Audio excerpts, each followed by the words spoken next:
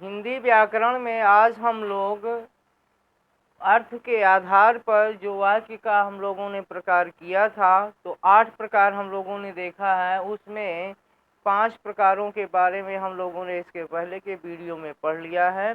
अब 6 और 7 और 8, छठवां, सातवां और आठवां जो उसका भाग है या प्रकार है, उसको आज हम लोग पढ़ेंगे कि अर्थ के आधार पर वाक्य को जो है इन 3 प्रकारों में कैसे उसको व्यक्त करते हैं। ठीक ना। तो सबसे पहला जो है छठवां जो है वो इच्छावाचक वाक्य है। क्या है? इच्छावाचक या रिलेटिव सेंटेंस है। इसीलिए हमने यहाँ पर इसकी इंग्लिश भी लिख दिया है कि ये इंग्लिश लैंग्वेज में भी ये चीज़ें हैं। तो जब आप इंग्लिश लैंग्वेज में आप पढ़ोगे, ठीक ना, टाइप ऑफ सेंटेंस यानी वाक्य के प्रकार या काइंड्स ऑफ सेंटेंस, तो वहाँ पर आपको जो है ये चीज़ें मिलेंगी। ठीक ना। तो सबसे पहले अभी हम लोग यहाँ पर देखते हैं इच्छावाचक वाक्य। जिस वाक्यों में या जिन वाक्यों में इच्छा या आशीष के भाव का बोध हो, वाक्यों को देखने से, पढ़ने से ये बात की पता चल जाती है या चल जाता है कि इसमें इच्छा व्यक्त की गई है या आशीष दिया गया है। ठीक ना। या शुभकामना की गई है। ठीक ना। जैसे तो उसे हम लोग क्या कहते हैं? इच्छावाचक या इच्छार्थक वाक्य कहते हैं। ठीक ना।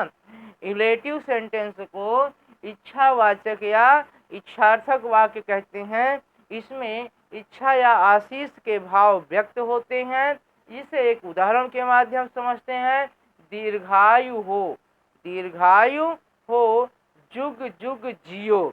यहाँ पर कामना की गई है दीर्घायु होने के लिए, लंबी उम्र होने के लिए, या जुग जुग जीने की जो है यहाँ पर कामना की गई है या आशीष दी गई है या इच्छा व्यक्त की गई है। तो इस तरह से जो है ये सेंटेंस इच्छावाचक या इच्छार्थक जो है वाक्य कहलाएगा। अगला देखते हैं संदेहवाचक वाक्य या सेंटेंस शोइंग डाउट।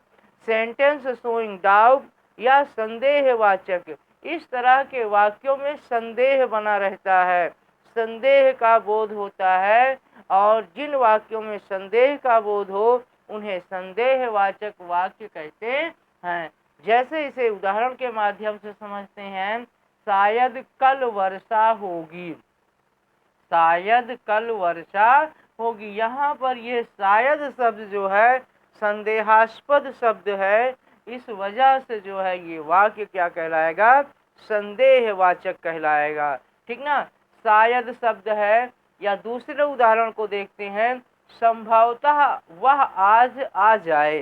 तो संभवतः वह आज आ जाए, ये भी वाक्य जो है संदेहवाचक वाक्य है, क्योंकि इसमें भी जो है संदेहवाचक शब्द जो है प्रयोग किया गया है, संभावना व्यक्त की गई है, संदेह व्यक्त किया गया है। ठीक ना।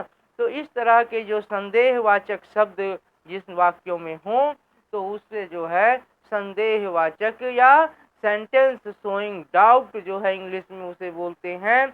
इंग्लिश लैंग्वेज में भी ये चीज़ें आपको मिलेंगी, तो इसे समझना बहुत ज़रूरी है। ठीक ना। अगला हम लोग देखते हैं संकेतवाचक या कंडीशनल सेंटेंस जो है देखते हैं कि संकेतवाचक क्या होता है। जिन वाक्यों में संकेत का बोध हो, जिन वाक्यों में संकेत का बोध हो उन्हें संकेतवाचक या संकेतार्थक वाक्य कहते हैं। संकेतवाचक या संकेतार्थक वाक्य कहते हैं। इसे उदाहरण के माध्यम से समझते हैं। यदि परिश्रम करते तो पास हो जाते, यदि परिश्रम करते तो पास हो जाते। पास होने से पहले यहाँ पर कंडीशन रखी गई है परिश्रम करने की। ठीक ना। यानी पहले क्या है? परिश्रम करना होगा पास होने के लिए। ठीक ना। पास होने से पहले हमें क्या करना होगा? कड़ी मेहनत करनी होगी। तो यही कहा गया है, यदि परिश्रम करते तो पास हो जाते। दूसरे वाक्य को देखते हैं। यदि वर्षा होती तो अनाज अधिक होता। अनाज अधिक होना किस पर निर्भर कर रहा है? वर्षा होने पर निर्भर कर रहा है। और पहले उदाहरण में पास होना किस पर निर्भर कर रहा है? परिश्रम, कड़ी मेहनत पर जो है निर्भर कर रहा है या डिपेंड है। ठीक ना। तो इस तरह से जो है ये संकेत वाचक या संदेश संकेतार्थक जो है वाक्य कहलाते हैं। ठीक ना। आज के वीडियो में हम लोगों ने वाक्य के जो तीनों प्रकार बचे थे, ठीक ना, उन तीनों प्रकारों में सबसे पहले इच्छावाचक, फिर हम लोग संदेहवाचक और फिर संकेतवाचक, इन तीनों को हम लोगों ने पढ़ा है। और इस आधार पर ये आपके लिए बहुत ज्ञानवर्धक है, क्योंकि इंग्लिश लैंग्वेज में भी इसका इस्तेमाल होता है। ये सारी चीज़ें आपको इंग्लिश व्याकरण में भी या लैंग्वेज में मिलेंगी, तो यहाँ पर समझना बहुत ज़रूरी है। हमारे विचार से आज का ये वीडियो आपको ज्ञानवर्धक लगा होगा।